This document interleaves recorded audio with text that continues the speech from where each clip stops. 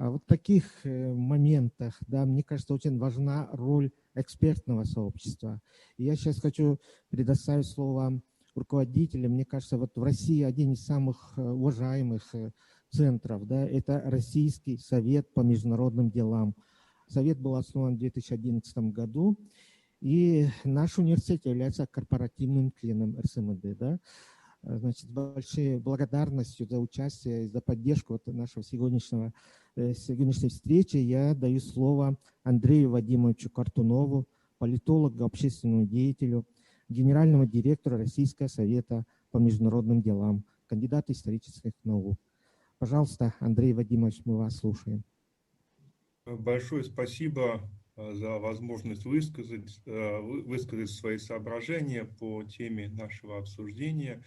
Хочу начать свое выступление, сказав, что я очень признателен, и мне приятно выступать именно на площадке Северо-Восточного федерального университета. Я впервые приехал в университет в уже очень далеком 1986 году, и за эти годы наблюдал, как развивается университет, как создаются новые научные школы и направления, как совершенствуются методики преподавания в университете, как развивается филиальная сеть университета. Очень рад, что этот университет является одним из наиболее активных корпоративных членов нашего совета. И очень приятно, что в наших рейтингах, в частности, в том рейтинге, который мы ведем, сайтов университетов на английском языке, показатели Северо-Восточного федерального университета непрерывно повышаются. Думаю, что, конечно, пандемия среди прочих разных своих последствий привлекла внимание еще и к тому, что называется информационно-аналитическое сопровождение программ социально-экономического развития, внешней политики, вопросов международной безопасности как на глобальном, так и на региональном уровне. И, наверное, будет еще пока что немножко преждевременно сказать о том, что мы живем в постковидном мире. К сожалению, мир остается ковидным. Вот время от времени мы слышим о том, что возникают новые штаммы, опасные штаммы, которые оказываются более токсичными, чем то, с чем мы уже знакомы. К сожалению, статистика заболеваний по-прежнему в мире остается достаточно высокой. Многие говорят об угрозах следующей волны пандемии.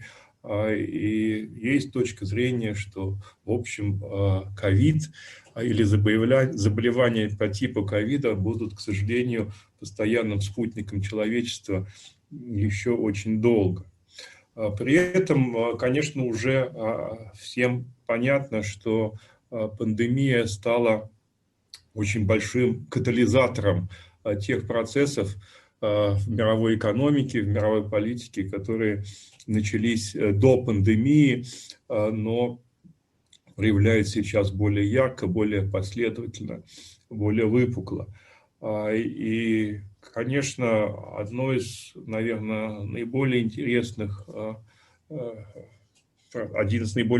процессов, которые сейчас мы наблюдаем, это изменение характера глобализации.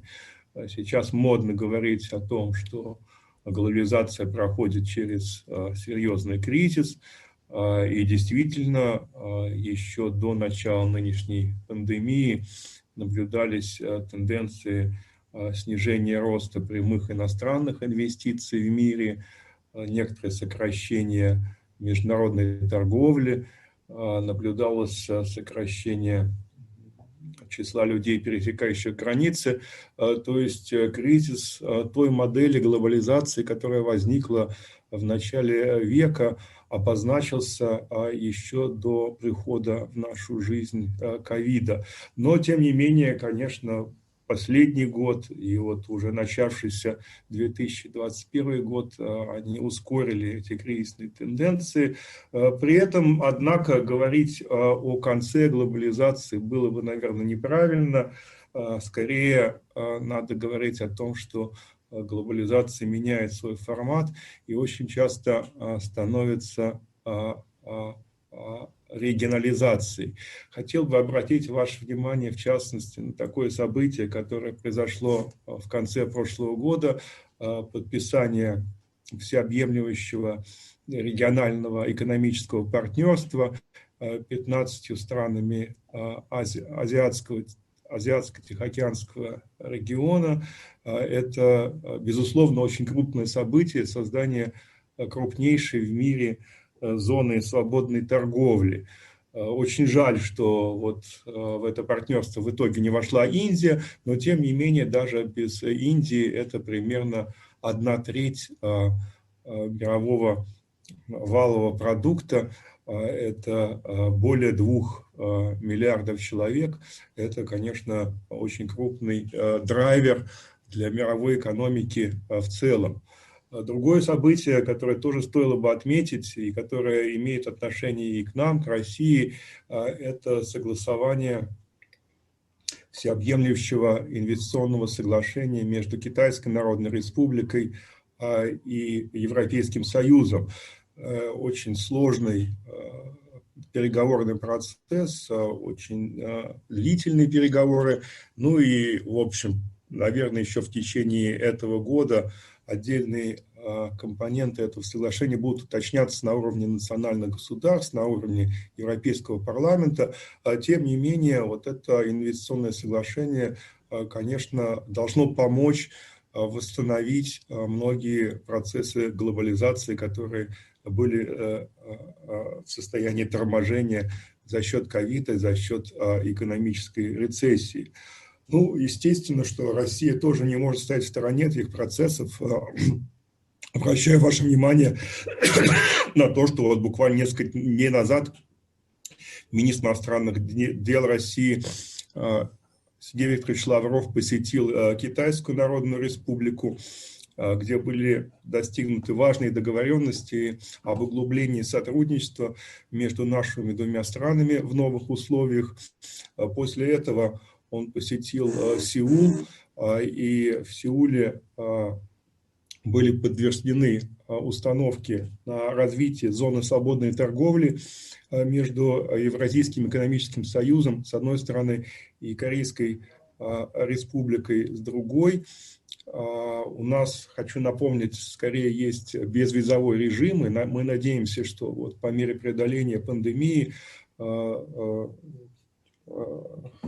развитие человеческих контактов с Республикой Корея тоже будет идти с ускорением.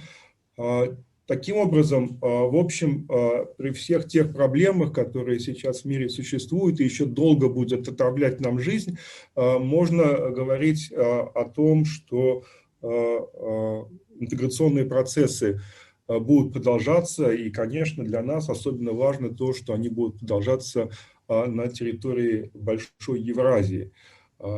Здесь совершенно уникальная роль принадлежит нашим регионам, и, безусловно, одним из лидеров регионального сотрудничества всегда была и остается Республика Якутия-Саха. Мы думаем, что она может стать примером развития отношений, в том числе и с нашими партнерами в Азии, с партнерами в Азиатско-Тихоокеанском регионе и дальше в регионах Южной Азии. Предпосылки для этого существуют. И, конечно, мы, как Российский совет по международным делам, будем очень рады дальнейшему сотрудничеству с партнерами из Якутска в информационно-аналитическом обеспечении такого рода взаимодействия. Хочу от имени Российского совета пожелать успехов участникам нашего сегодняшнего обсуждения, выразить надежду, что дискуссии будут плодотворными, полезными для всех участников. Ну и, конечно же, хочется выразить надежду, что аналитический потенциал, который существует и развивается и в Якутии, и в других наших крупных региональных университетах, получит дальнейший импульс для своего развития. Спасибо. Спасибо, Андрей Вадимович. Вы обрисовали, в общем, и проблемы, и то, что нас может объединять.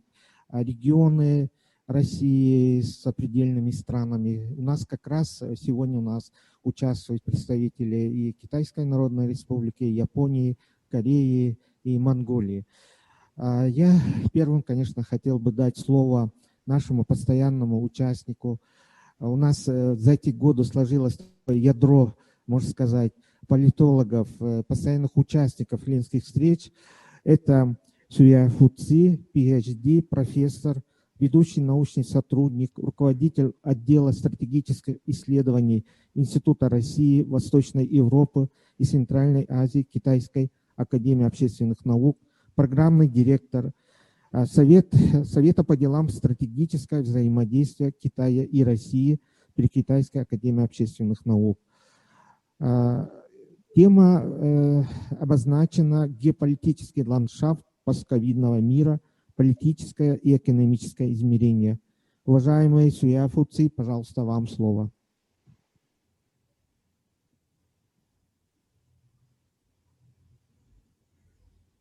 Пожалуйста, включите микрофон.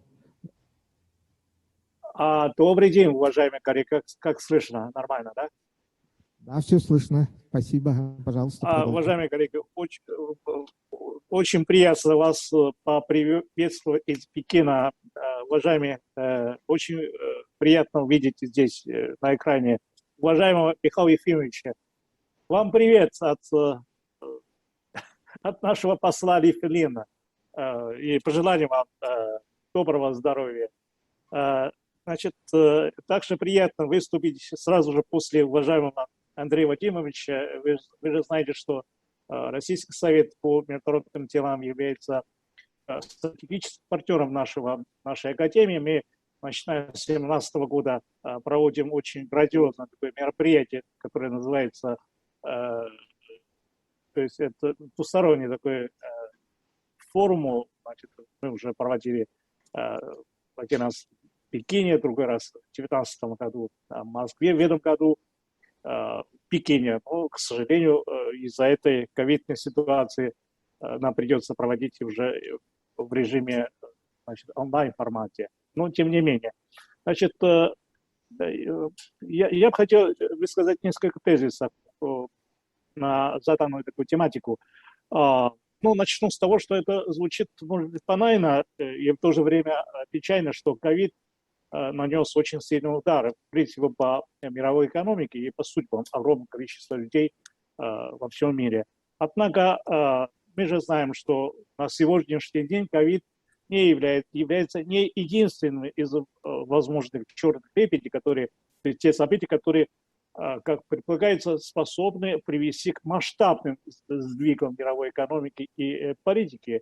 Как считают многие аналитики, финансовые пузыри, которые образованы на фондах США в результате проводившиеся последние годы политик количественных ослаблений, представляют куда более серьезные угрозы для финансовой системы всего мира.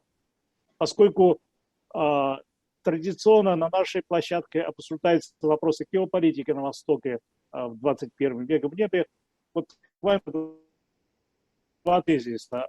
Значит, моя точка зрения, то есть мои тезисы, по сути, они в значительной степени созвучны с теми тезисами, которые только что здесь обозначил уважаемый Андрей Владимирович. То есть на наших глазах происходят очень серьезные сдвиги в глобальной экономической системе, политической системе. Однако, насколько такие сдвиги достаточно для того, чтобы привести к некоторой системной трансформации. Более того, что мы понимаем под характер содержания вот этой будущей, то есть этой трансформации, в том числе так называемой деглобализации. Мне кажется, что этот вопрос достаточно дискуссионный, и ответ на него далеко не очевиден. Ну, в общем, чертах. Значит, если у нас есть политическое измерение, мы же знаем, что мы пока что живем в том мире, который был в системе тех отношений, которые были созданы после Второй мировой войны, после окончания Холодной войны. Те международные институты, которые сейчас работают, они пересозданы, формированы, значит, под патронажем, под руководством Соединенных Штатов Америки и Запада в целом. Мы видим, что сейчас происходит, несмотря на очень серьезный раскол, попытки консолидации внутри самих Соединенных Штатов Америки, происходит попытка консолидации Запада. Мы видим, что Китай и Россия в данном случае также пытаются выстроить свою линию с тем, чтобы защищать свои интересы.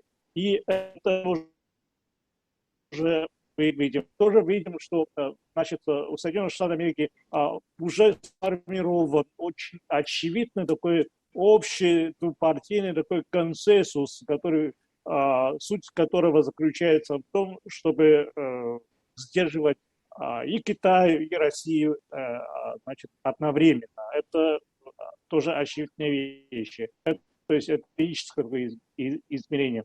С экономической точки зрения сейчас, безусловно, происходит перемещение центра экономической активности в сторону Восточной Азии. Но, однако, глобализация в том виде, который она развивает с 80-х годов прошлого века, она сейчас переживает некоторые сложности.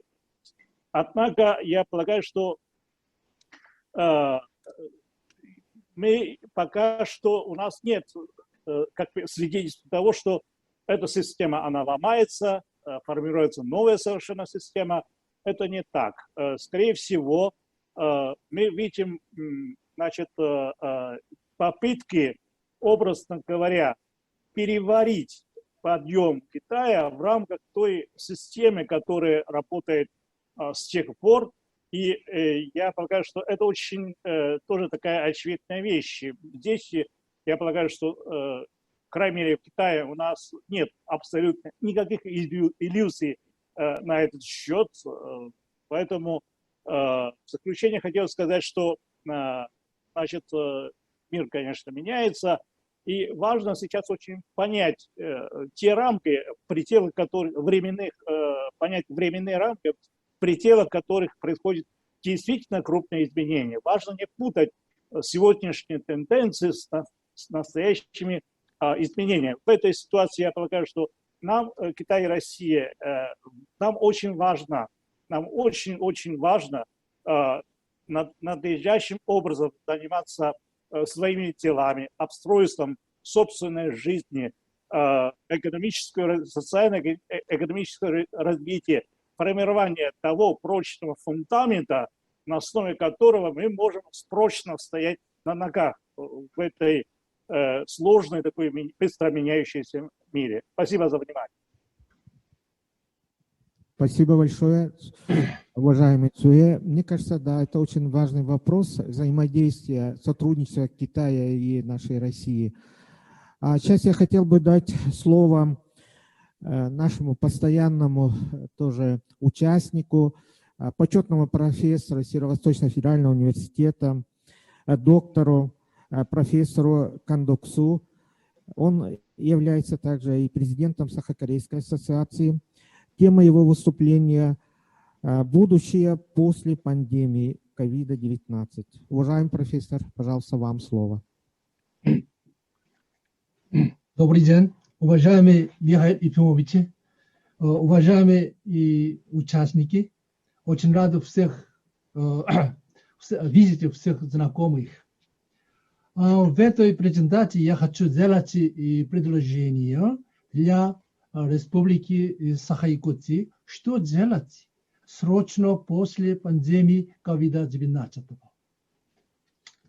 Сейчас ожидается геополитический ландшафт постковидного мира резко изменяется. надо подразделить историю перед пандемией COVID-19 и после пандемии COVID-19. Можно видеть разные перемены и другие аспекты в социоинституциональных системах, как в организациях, в предприятиях, в университетах и в других.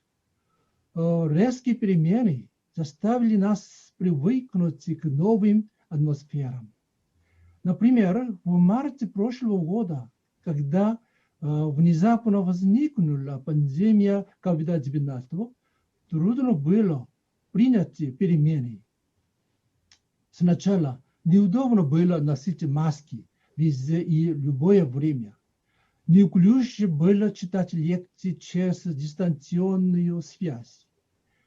Неуклюже было тяжело было соблюдать социальное расстояние от других людей. Скучно было из-за ограничения встречи с друзьями и знакомыми. В июне прошлого года заграничная организация мне предложила участие в конференции с докладом, но я тогда оказался, тогда мне не было привычна заочная конференция. Пандемийная ситуация продолжалась уже 1,5 года. В последнее время общество домашнее и мировое перестроено. Прежде всего увеличилась зависимость от технологий искусственного интеллекта. Технология искусственного интеллекта превратила трудные или невозможные возможными. Сейчас невстречные, заочные контакты считаются больше и больше нормативными. Географические расстояния не больше считаются преградой в общениях. Я уже привык читать лекции студентам в СПФУ Якутске, сидя в своем кабинете в Сеуле. В постковидном мире у нас географические преграды почти исчезли. В отношении с этим концепт глобальный центр с точки зрения географии ослабил. Особенно в киберпространстве исчезло различие между глобальным и локальным. Эта перемена дает странам и нациям в Азии большой шанс сделать свою страну глобальным центром. 21 век – это эра культуры. 21 век – это эра 4-го индустриально-технологической революции. 21 век – это эра контентов. Можно сказать, в 21 веке богатая страна означает страну, обильную культурными контентами. Поэтому в 21 веке сделать свои локальные культурные контенты глобальными. В киберпространстве важнее. Можно провести пример YouTube. В YouTube можно видеть разные программы по национальным культурам. Например, тувинской или калмыцкой. Они стараются привлечь к ним глобальный интерес из-за границы. Но, к сожалению, все переданы только по-русски. С такими примерами, прежде всего, нам надо уточнить, что такое глобальный. Глобальность означает, что в концепт включается универсальность и уместность. Для этого концепта предварительное условие – способ общения язык. В глобальном мире способ общения – это язык английский. Кроме языка, важнее, как делать контенты, которые приемлемы всем, несмотря на регион, нацию, гендер, религию. Что касается контентов, надо обратить внимание на универсальность и уместность. В YouTube можно видеть разные культурные программы, но им недостает универсальности и уместности по отношению к языкам и контентам.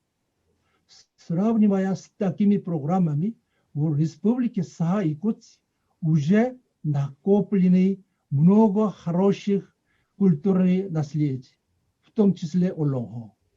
Если разработали бы культурное наследие Якутии с модными современными вкусами на английском, могло бы сделать успех в глобальной культурной сцене. Кроме языка и контентов, в последнее нужно использовать технологию IT, чтобы распространить и представить свои контенты глобально за границу. К счастью, в Республике Саха-Якутия действует успешная IT-компания, как Майтона. Компания Майтона уже накопила технологические опыты в разработке программ и электронных игр. Она уже сделала большой успех на рынке Азии. В предстоящей эре Республика Саха-Якутия может наслаждаться шансом продвинуться в глобальную киберпространственную арену со своими культурными контентами, разработанными в модном стиле. В заключение говоря, в предстоящей эре после пандемии COVID-19 можно преодолеть географические барьеры и отдаленность, а дальше сделать Республику Саха-Якутию одним из культурных источников в глобальном уровне. Для этого срочно нужно воспитать специалистов по культуре, оснащенных сознаниями интеллектуальной технологии. В университете СПФУ, Северо-Восточный федеральный университет, недавно открыта конвергентная программа по магистратуре Graduate School of Convergence. Ожидается выпускники и кадры из конвергентной программы Graduate School of Convergence будут активно действовать культурными специалистами, делая разные вклады, представить якутской культуры на глобальном рынке.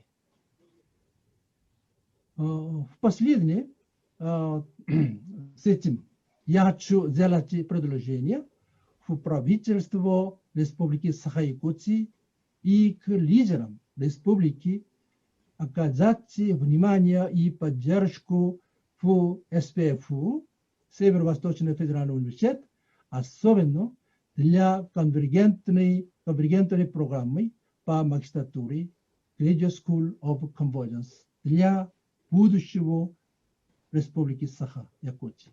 Спасибо большое. Спасибо, профессор. Вы коснулись, мне кажется, очень важной темы: культура, язык в цифровом мире. И то, что вы предлагаете поддержать конвергентную программу, да, это, мне кажется, на самом деле, это дело будущего. И здесь как раз и правительство, и руководство университета ваше обращение, мне кажется, они учтут. А сейчас я хочу дать слово тоже нашему постоянному участнику, даже я бы сказал, представителю ленских встреч Японии, господине Симатамай Набо, почетному профессору университета Хосей, специально приглашенному профессору университета Канагава, Йокогама. И мы очень надеемся, что вы также будете приглашать к участию известных японских и политологов, журналистов, ученых к ленским встречам. Пожалуйста, вам слово, уважаемый Симатамай. Казахстан. Спасибо.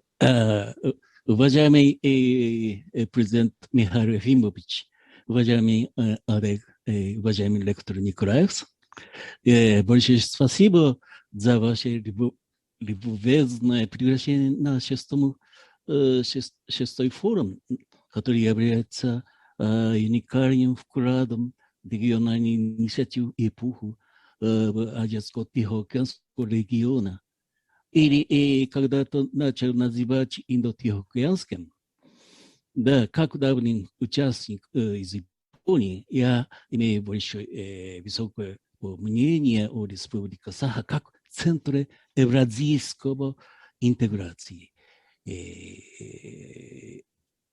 Где важна мудрость интеллектуального сотрудничества между различными участниками. На самом деле, бывший японский участник Кубо-сан был назначен недавно, сейчас как лектор оборонный институт, такой престижный университет. И на этот раз я сопровождал с Кобаяши Акина, известный молодая историка.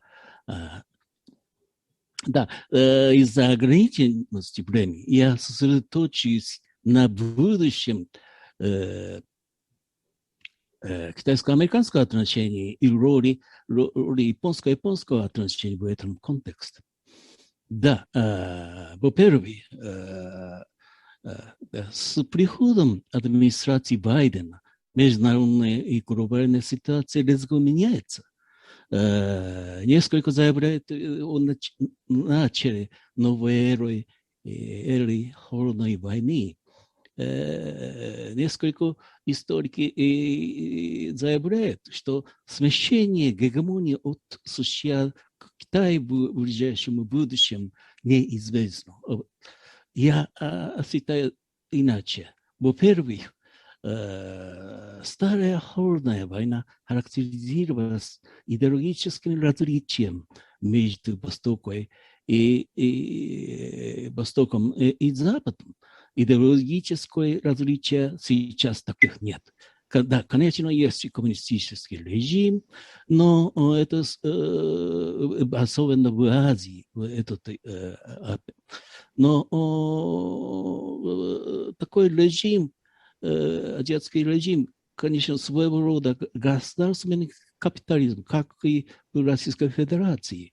Даже американская экономика и японская тоже имеют такой характер, особенно в период коронавируса. Да, поэтому некоторые считают китайские цивилизации как авангардной на цифровой ленинизм, но такое неизобретение Китая, хотя Китай мог использовать его с умом. Во-вторых, у Китая есть старая цивилизация, историческое наследие, а также новые развивающие технологии, которые заслуживают уважения. Но им не хватает того, что необходимо для глобального пакта. Да, такой и пакта британика и американка. Для пакта важный и элемент – это мягкой силы. Я имею в виду глобальный язык, так называемый лингва франка, базовая валюта и международное право необходимо для глобального господства. США также сейчас отсутствует от роли глобальной гегемонии. И да, конечно, есть разные мнения по поводу байденского режима, но если моя точка зрения прав, то тогда китайско-американское отношение будет на обозримом будущем неоднозначный период. Еще в-третьих, роли ядерного века на старой холодной войны. Но на этот раз я не повторяю, как распространение ядерной оружия в период холодной войны и не только. Да, как мы хорошо знаем, как серьезно ядерный элемент в этот регион. Я не хочу повторить Корейский полуостров и так далее. Но продление договора о новом старте Байден и Путин можно только приветствовать, но этого недостаточно для достижения безъядерного мира. В этом отношении важная роль японско-российского сотрудничества. Сейчас мы выступаем в период постуглеродной эры, и когда водород будет играть больше важную роль для Республики Якутия, Саха, это очень важный вопрос, само собой разумеется. Зеленая революция неизбежна. Чтобы предотвратить глобальное потепление, правительство Абе предприняло беспрецедентные усилия с Россией, но из менее известных не в Москве, не в Якутии, то если мы понизим наши требования от договора, мы принимали решение на Сингапуре 3 года тому назад, что форум в 1956 году, то есть 2 острова, наш объект переговоров. Да, сейчас наше правительство, Суга-сан сегодня на парламент поддерживает такой точки зрения, поэтому у нас есть больше шанс, чем раньше, и для этого нужны сотрудничество между Российской Федерацией, Японией и на центровском уровне, и региональном уровне, включая Дальний Восточный регион. Спасибо. Спасибо, господин Тиматамай. Вы поднимали очень важные вопросы, в том числе и китайско-американских отношений, потому что Китай и Соединенные Штаты Америки все-таки на сегодня, наверное, локомотива развития в целом нашей цивилизации и мирового развития. Я хотел бы дать слово сейчас представителю Китайской академии общественных наук, госпоже Оуян Сенин, профессору, заведующему отделом Института мировой экономики и политики Академии. Пожалуйста, госпожа Оуян. Спасибо. Уважаемый Андрей Гордунов, уважаемые коллеги, добрый день. Сначала разрешите мне выразить благодарность Северо-Восточному университету. Спасибо за приглашение, за то, что я слушала так много глубоких взглядов здесь. Я цитирую 3 точки зрения 3 известных людей как начало моего выступления, какие изменения происходят в международных отношениях в постковидный период. Первая точка зрения из Киссинджера. Вспышка новоковидного вируса изменяет и изменит мировой порядок навсегда. Это он выражает на газете Wall Street Journal. Вторая точка зрения из Ричард Хасс. Он говорит, эпидемия ускоряет прогресс истории, а не переворачивает историю.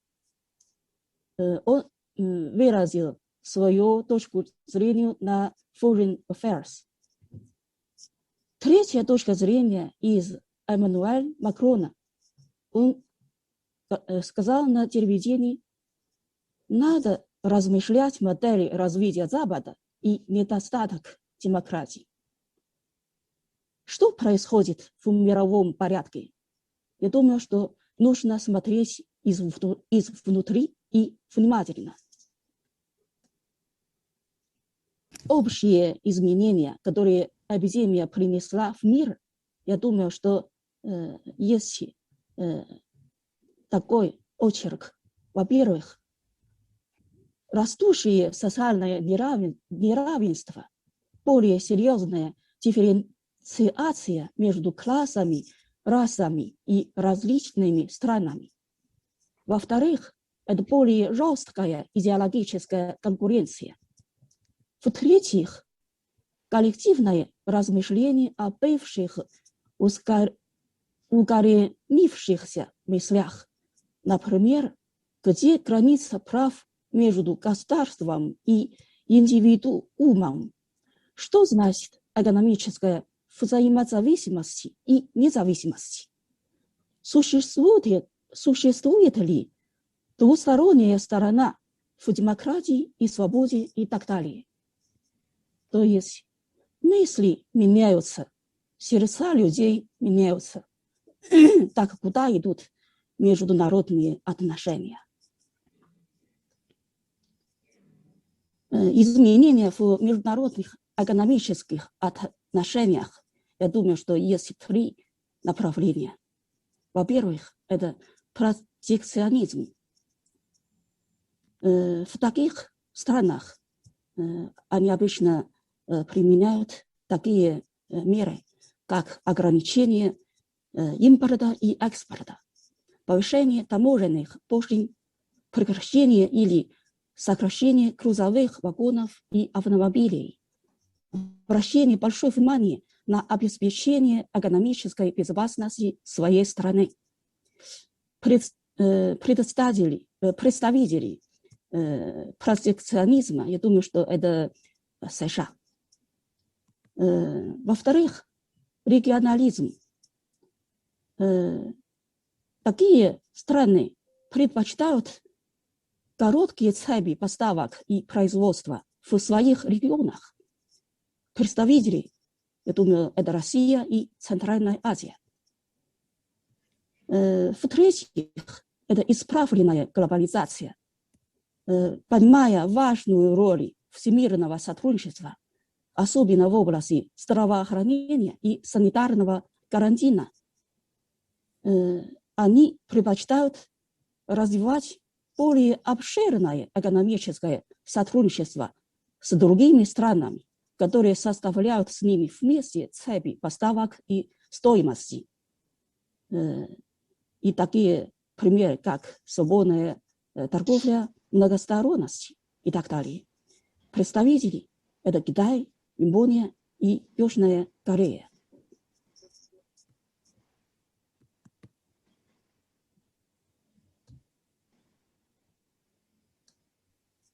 Изменения в международных политических отношениях, я думаю, что тоже три направления.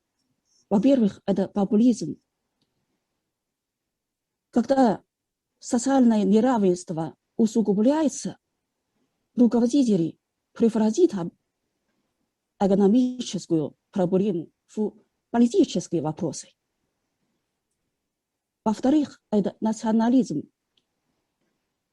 Когда эти страны осознают подвержение государства внешней угрозе, они обычно вооружаются до зубов. Это национализм. В-третьих, либерализм. Они продолжают прежние политики. И обычно они не применяют строгие меры контроля над эпидемией. Изменения в международных отношениях безопасности. Здесь более сложно. Во-первых, ослабление силы контроля и влияния США – это главная причина нестабильности в мире. Во-вторых, рост военной и комплексной силы Китая и России беспокоит Запад. В-третьих, стратегическая самостоятельность Европы, Японии и Южной Кореи составляют многополярность мирового порядка. В-четвертых, колебания других развивающихся стран – это неопределенность мировой безопасности.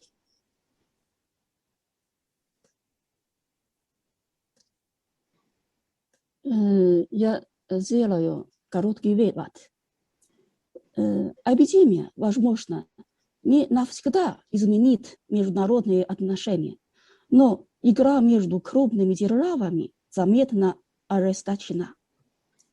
После того, как Байден пришел к власти, США и западные силы объединяются более сплоченно, но экономические факторы и стремления других стран к целям развития усложняют это объединение. 14-й план Китая подчеркивает двойной цикл, и импульс развития не останавливается. Столкнувшись со сложными международными проблемами поствспешной эпохи, проектом решения проблем Китая является построение сообщества человеческих судеб. Интеграция Северо-Восточной Азии содействует общим процветанию. Вот все. Спасибо за внимание. Спасибо большое, госпожа Уян. Вы очень, мне кажется, глубокое выступление. Вы отметили очень важные болевые точки, да, в мировых взаимоотношениях международных. Сейчас я хочу дать слово представителю крупнейшей университета Монголии. Это профессор, доктор Монхбат Оларма, профессор Национального университета Монголии. Пожалуйста, уважаемый профессор, вам слово. Тема, да, вот, кстати, COVID-19 и вакцинный национализм. Уважаемые коллеги, благодарю вас за приглашение на очередную сессию ленинских встреч. И сегодня мне хотелось бы поговорить о проблемах, которые встречают, которые являются действительно большими проблемами для Монголии, как страна, член Северо-Восточной Азии. И знаете, вот наши уважаемые коллеги все говорили о последствиях COVID-19 вируса для всех стран, для экономики и политических отношений во всем мире. И это действительно 100% согласен с этими заключениями. И тоже эти проблемы не обошли нас в Монголии. И мы как раз в Монголии находится граничит с Китаем, который, из территории которого этот вирус распространился. И тоже Монголия является как бы звеном, который связывает Китай и Россию. И сначала вот мне хотелось поговорить о политике монгольского государства, правительства, которые приняли в отношении по борьбе с этим вирусом. И мы недавно, 3 месяца тому назад, наши ученые, включая меня, они участвовали в системе анализа политики государства в отношении ковида. И мы использовали методологию NPP, то есть это методология Mass проблем пазл. И сделали анализ отношений политики в стране. И вот, согласно нашим исследованиям, действительно, политика нашего государства может состоит из трех основных периодов. Первый период – это начальный период, который в стране заражения не было зарегистрировано, то есть начиная с октября 2019 года до марта 2020 года. Вот в этом отношении правительство приняло попытку остановить проникновение вируса в страну, закрыли границы с Китайской Народной Республикой, также начали привозить своих граждан из других стран по специальным рейсам.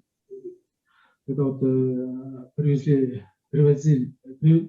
вот где-то более 20 тысяч граждан из 40 стран. И еще закрыто было школы и университеты в стране. Также было, но при этом экономика оставалась более-менее открытой.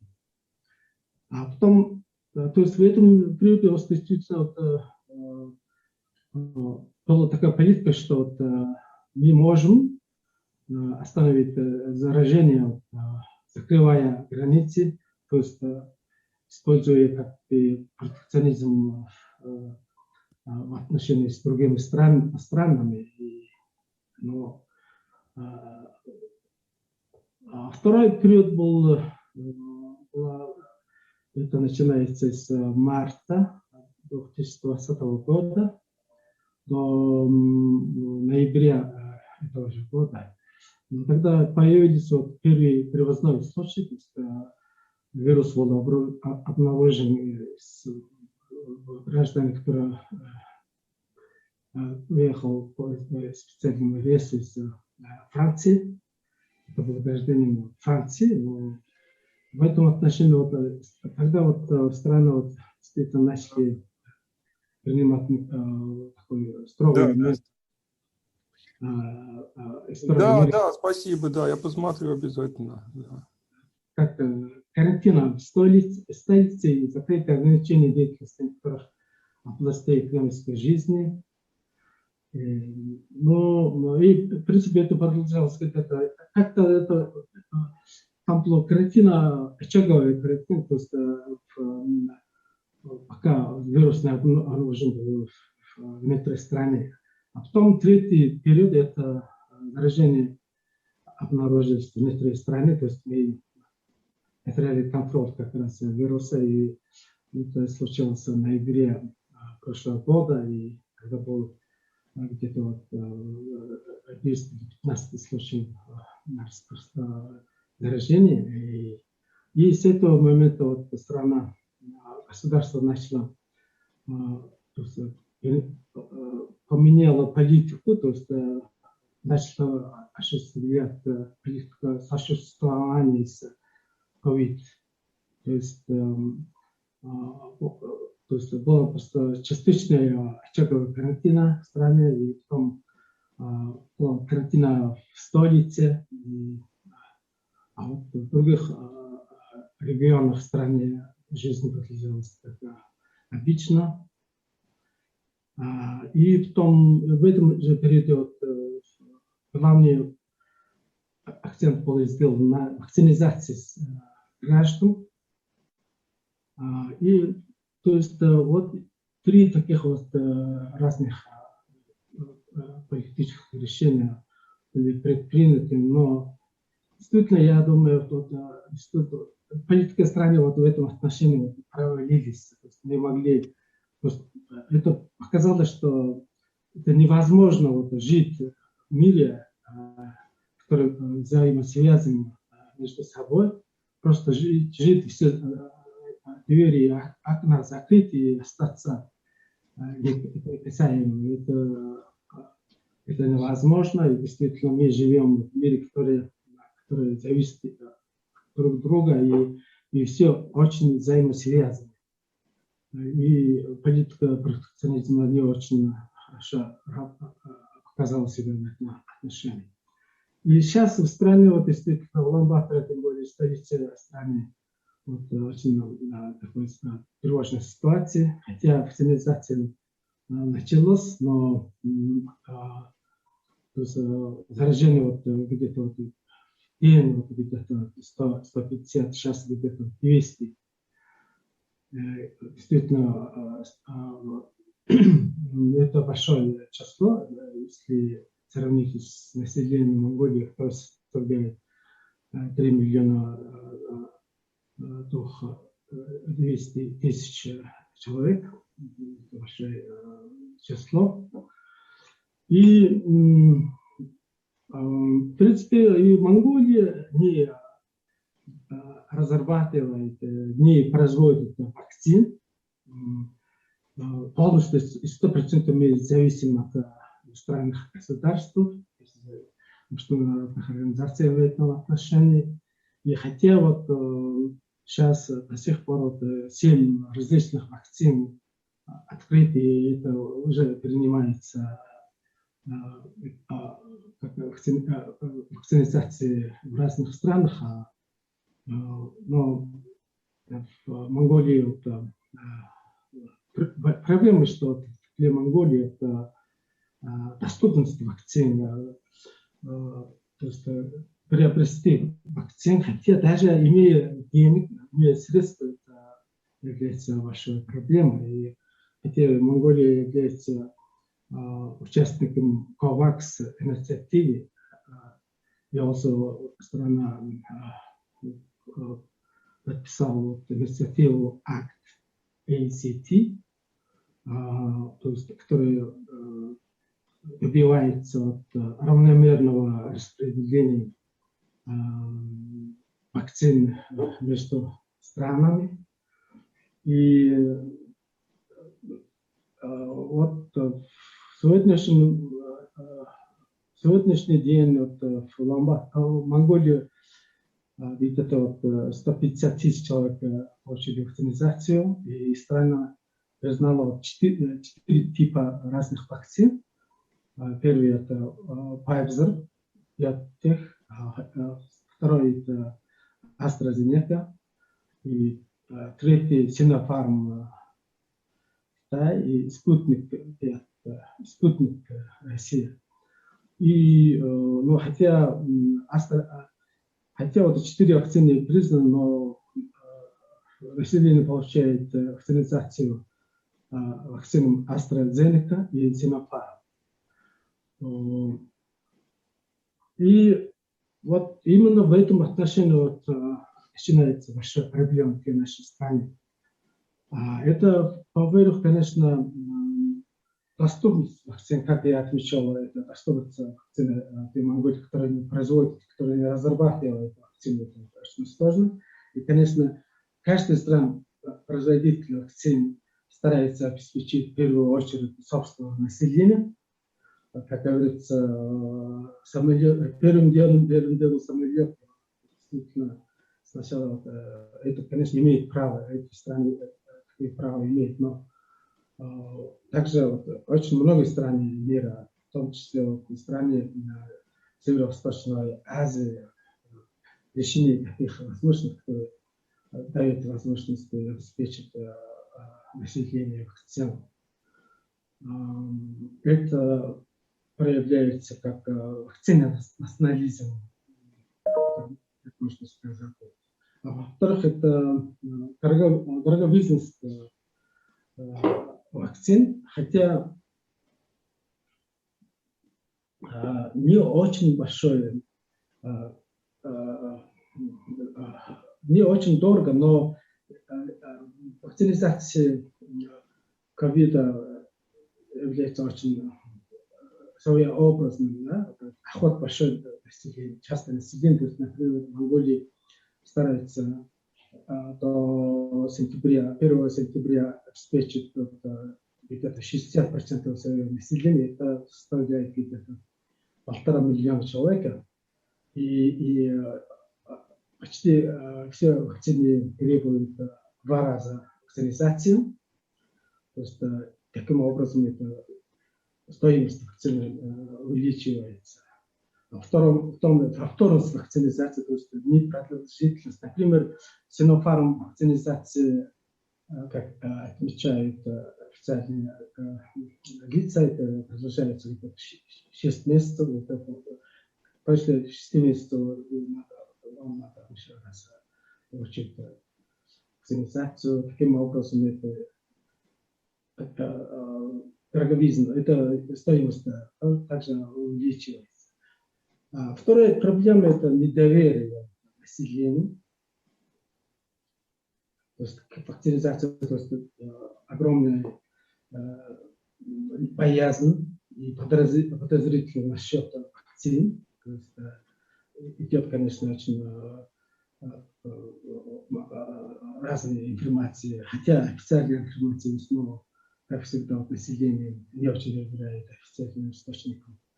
Поэтому разные гости, разные информации увеличивают боязнь и подозрительность населения насчет этих вакцин. Также эта подозрительность касается не только населения, это подозрительность, недоверие касается разных типов вакцин различным странам. То есть каждая страна, каждое сообщество как бы защищает, продвигая свою вакцину, отрицая других вакцин. И это уже очень сложно сказывается после ковидного постановления для Монголии, потому что страна не производит, страна получает, покупает вакцину, которая доступна в нашей стране. Тогда вот, если вот вакцина китайского производства не принимается в Европейском Союзе, это будет очень сложно установить отношения с этими странами. А если вот вы получили AstraZeneca, это Китай не признает это, не позволяет приехать в страну вот, из вакцинизации этого типа вакцины. Это будет очень сложно, это будет создавать очень большие проблемы для нашей страны. А потом уже, что очень меня пугает, это вакцинизация, вакцины уже являются как бы средство политики. То есть с помощью вакцинизации, с помощью вакцины действительно растет давление и вовлечение работы политики тех или других стран. Тех стран, которые не имеют своего вакцины, то есть, которые просто вынуждены обращаться к другим странам к получению вакцин. То есть, как бы вот конфликт большими мировыми государствами, как Китай, США, Россия, сказывается на другие стороны, которые помимо своих желаний увлекаются в противостоянии. Просто я думаю, что это почти первый случай, когда вакцины становятся средством политики. То есть в стране, которые производят или разработают или производят эти вакцины, уже вакцины используют как политику кнута и пряника, если мы можем вам продавать вакцины, но в этом отношении правительство той или иной уступки. Это будет очень, это будет большая проблема для послековидного периода не только в Северо-Восточной Азии, также в мире. И мне, конечно, хотелось бы закончить свое короткое выступление, выражая надежду, что международные организации, которые, как Всемирная организация здравоохранения и другие международные организации, стараются как бы не... Уважаемый профессор. Хорошо, честно. Пожалуйста, регламент. И то есть я думаю, что мы должны смотреть на эту проблему не только с точки зрения больших государств, также мы должны рассматривать ситуацию с позиции других молодых, так сказать, молодых стран. И в конце концов, действительно, это порождает новый тип социального неравенства в мире. И это очень жаль для меня. И вот я хотел сегодня сказать мое мнение и благодарю за внимание. Спасибо. Вы представили точку зрения Монголии и рассказали о ситуации в вашей стране. А сейчас я хочу предоставить слово специалисту по международным отношениям, истории холодной войны и иностранных военнопленных в Советском Союзе, госпоже Кобаяси Акина, доктору, преподавателю университета Тама. Пожалуйста.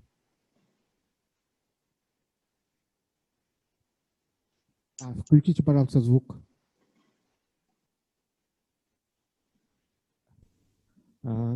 Госпожа... Да. Здравствуйте. Вы меня слушаете? Да, слышим. Спасибо. Да, спасибо. Для меня большая честь быть приглашенной сегодня на эту замечательную конференцию. Спасибо еще раз и благодарю всех организаторов. Меня зовут Кобаяси Акина, и сейчас я преподаю в университете Тама в Токио. И моя специализация, как организатор уже про меня рассказывал, международные отношения и история холодной войны и военнопленные, японские военнопленные в СССР после Второй мировой войны.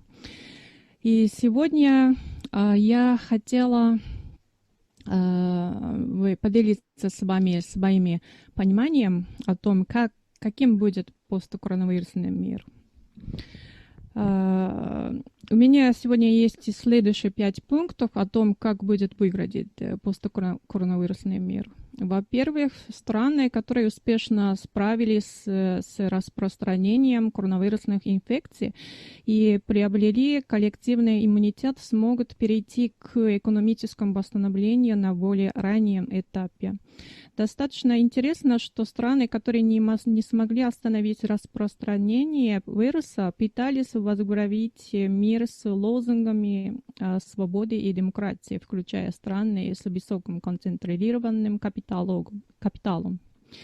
Эти страны приняли на себя все вызовы. Как ни странно, но в этих странах есть самое современное медицинское оборудование. С другой стороны, страны, которые приняли решительные правительственные меры по сдерживанию распространения вируса, продемонстрировали сильное лидерство в том, что они мудро внедряют цифровую трансформацию и ставят жизни людей выше экономики. Во-вторых, эпоха после ковида, вероятно, перейдет в новый этап конкуренции. В 20 веке между США и СССР борьба возникла за гегемонию, но в 21 веке вступают в борьбу за контроль над мировой экономикой и изменение экономической структуры вплоть до 20 века. Однополярное господство Америки, рост антиглобалистов, рождение многополярности, быстрый рост Китая, цифровая трансформация и так далее. Другими словами, как однажды Сэмюэл Хантингтон назвал это столкновение цивилизации. Однако это столкновение цивилизации, похоже, имеет несколько иной характер из-за влияния коронавируса. К сожалению, коронавирус разрушил мир, и великие державы, как США, Великобритания, Франция, Германия и Россия, потеряли большую часть своего населения. Но меньшие страны не страдают такой большой убылью населения, как великие державы. Небольшие страны выживают из кризиса с компактным государственным управлением через интернет вещей. Конкуренция в будущем заключается в том, что даже небольшая страна может быть преобразована в стабильную страну с устойчивой экономикой с помощью интернета вещей. В-третьих, мы находимся в ситуации, когда мы должны уделять больше внимания экологическим вопросам, чем когда-либо прежде. Также есть информация, что вспышка COVID-19 связана с глобальным потеплением. COVID-19 остановил экономическую активность во всем мире, но, к счастью, выбросы диоксида углерода тоже резко упали. В крупных городах мира резко улучшилось качество воздуха. По оценкам МИА, за прошлый год выброс диоксида углерода снизился на 7-8%. Для сравнения, во время банкротства Lehman Brothers выбросы диоксида углерода снизились всего на 2%, поэтому ясно, как было сложно снизить это на 7-8%. Однако экономическая стагнация, вызванная COVID-19, не единственный аспект защиты окружающей среды. В Японии сейчас стоит проблема вывода из эксплуатации АЭС Фукусима.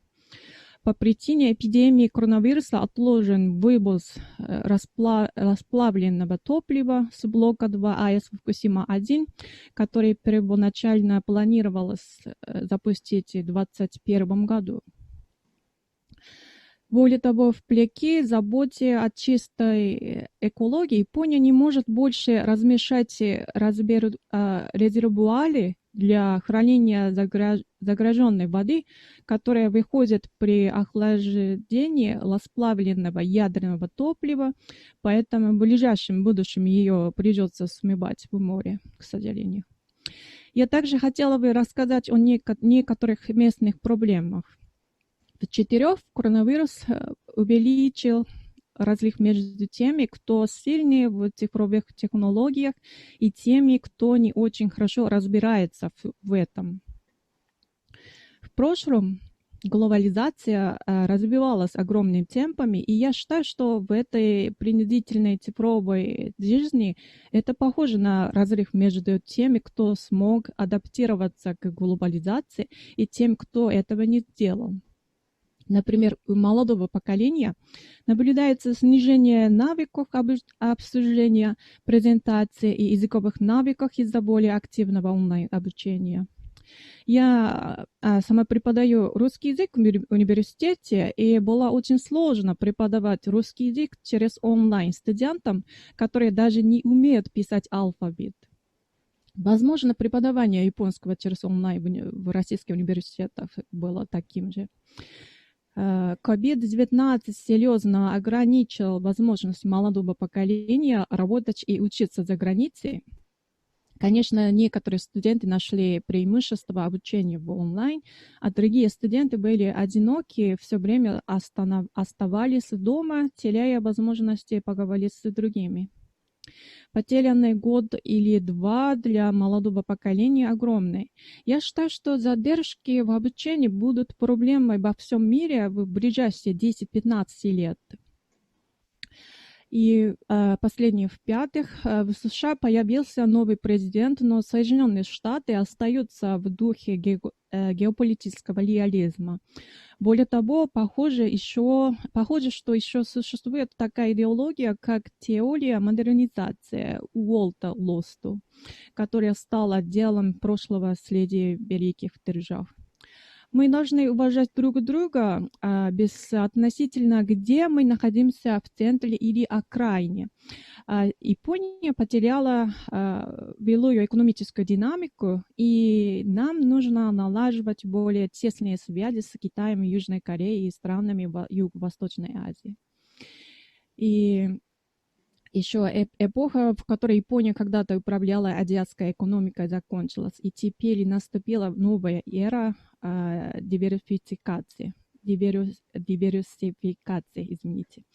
Я считаю, что Япония следует строить многогранные отношения не только с Азией, но и с Евразией. И думаю, что Россия будет новым сильным партнером. Начались глобальные усилия по декарбонизации. Это очень сложная и дорогостоящая техническая работа. Мы сможем продемонстрировать высокотехнологические возможности Японии и России в этой области. И еще последнее, перед завершением своего выступления, я хотела бы немножко отдалиться от основной темы, но хочу поделиться тем, что в Японии очень популярна российская органическая косметика. Это показатели того, что мы можем найти ту область, в которой можно будет сотрудничать и развиваться вместе.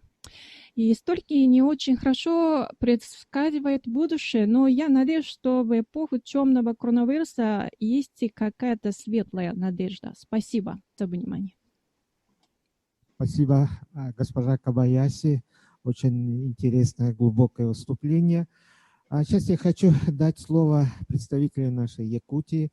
У нас есть уникальное, на мой взгляд, учреждение. Это Малая академия наук. Возглавляет ее ректор Василий Климович Павлов, PhD. Пожалуйста, Василий Климович, вам слово. Добрый день, уважаемый Михаил Ефимович, уважаемые эксперты. Я был участником всех 5 предыдущих встреч членских по геополитике Востока. И хочу напомнить, как она начиналась. Основная тема первой нашей встречи была о том, можно ли считать Китайскую Народную Республику супердержавой. И если так, то какие геополитические последствия это будет иметь для глобального управления, global governance. Некоторые участники тогда, эксперты, не были уверены в корректности использования термина геополитика, так как она отсылала нас к XIX веку, в эпоху реалполитик рейхсканцлера Германской империи Отто фон Бисмарка, в эпоху становления национальных государств и минимальной идеологической нагрузки на принятие тех или иных политических решений при разделении экономики и идеологии как ведущих факторов политического развития.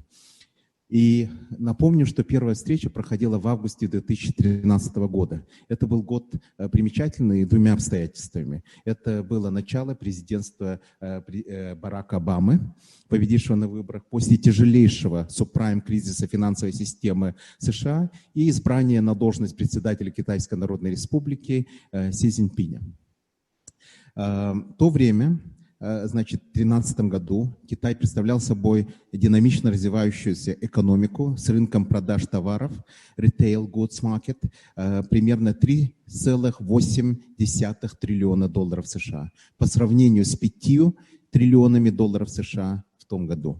В 2019 году Китай уже достиг $6 триллионов США в своем рынке по сравнению с $5,5 триллионами США. В 2015 году Клаус Шваб дал определение состояния экономики мировой как 4-й индустриальной революции. которая делает экономику интернета вещей, децентрализации и максимальной роботизации, искусственного интеллекта и больших данных. Новая экономика стала чрезвычайно наукоемкой и не дающей преимущества странам с дешевой рабочей силой и возможностями масс-производства. И это особенно стало поворотным моментом в 2017 году, когда искусственный интеллект, программа AlphaGo победила со счетом 3-0 великого грандмастера игры Go Ли Седоля. Самообучающийся искусственный интеллект победил интуицию в игре, где возможности и вариации больше, чем атомы в нашей Вселенной. Сегодня мир живет блокчейном, большими данными и искусственным интеллектом. В этом отношении Китай уже стал технологическим лидером в области 5G, экосистемы WeChat, безналичных транзакций и иных финтех-инструментов, особенно производство чипов и создание даже собственной блокчейн-валюты. 14-й пятилетний план развития экономики Китая утвердила систему дуальной экономической парадигмы Dual Circulation Economy, которая дает невероятную устойчивость для китайской экономики. И пандемия 2020 года не только полностью изменила расстановку сил и весь геополитический ландшафт, но и привела нас к настоящей глобальной цифровой трансформации. Изменился наш образ мышления, mindset, он стал более глобальным, всеохватным на фоне ускоряющегося разрушения глобальных экономических связей, что вполне в духе предположений теоретиков четвертой индустриальной революции. Вопрос возникновения самодостаточных глобальных экономических центров в более-менее вероятностном сценарии является определенно возможным. Мультилатерализм и множество актеров периферии будут активно входить в систему глобальных экономических блоков. Иного пути для маленьких государств, возможно, и не будет. В этой связи исключительно важным для нас остается найти и создать разные возможные механизмы взаимодействия в гуманитарном культурном плане для создания контента для общего восприятия этого нового мира, который уже состоялся. Нужны на уровне университетов, на уровне всей системы, экосистемы образования, обмены академические и прочее, что может повлиять на геополитику нового мира. Создание новых виртуальных, очных платформ взаимодействия в региональном уровне, Юго-Восточной Азии, Тихоокеанском бассейне, регионе Востока, который все время будет стремиться к стабильности, прогнозируемости и процветанию. Разрыв экономических связей, economic decoupling, раскрывает возможности для новых геополитических реалий, для создания социокультурных путей взаимодействия, socio-cultural coupling. Спасибо большое. Спасибо, Василий Климович. То, что вот вы продолжили вот эту линию, да, гуманитарной части, взаимодействия, мне кажется, это очень продуктивно, и вот это наше будущее.